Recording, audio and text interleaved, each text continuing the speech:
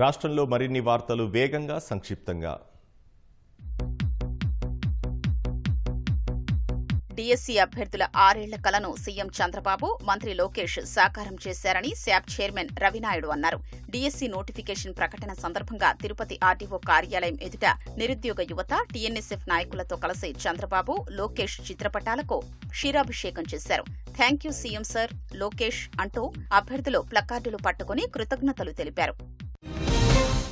అభివృద్ధి పనులు వేగవంతం చేసేందుకు ప్రతి నియోజకవర్గంలో ఇసుక స్టాక్ పాయింట్లు అందుబాటులో ఉండేలా చర్యలు తీసుకోవాలని ఏలూరు జిల్లా ఇన్ఛార్జి మంత్రి నాదెండ్ల మనోహర్ అధికారుల్ని ఆదేశించారు. కలెక్టరేట్లో మంత్రి కొలుసు పార్థసారథి, ఎమ్మెల్యేలు, ఎమ్మెల్సీలు అధికారులతో కలిసి ఉపాధి హామీ, వేసవిలో తాగునీటి సరఫరాపై సమీక్షించారు. డ్రోన్ల వినియోగంతో వ్యవసాయం లాభసాటిగా మారుతుందని మంత్రి బీసీ జనార్దన్ రెడ్డి అన్నారు. నంద్యాల జిల్లా కోవెలకుంట్లలో వ్యవసాయ యంత్ర పరికరాల్ని ఆయన పంపిణీ చేశారు.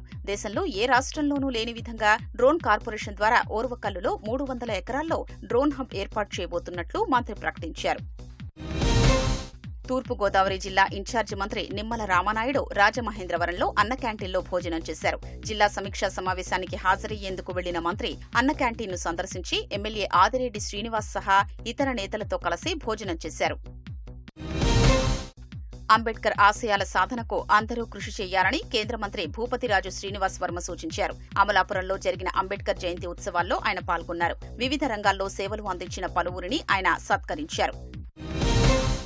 ప్రభుత్వ ఆరోగ్య వ్యవస్థ నిర్వీర్యం కావడానికి అధికారులకు అవగాహన లేకపోవడం, బడ్జెట్ కేటాయింపులు సరిగా చేయకపోవడమే ప్రధాన కారణాలని విశ్రాంత ఐఏఎస్ పివి రమేష్ అన్నారు.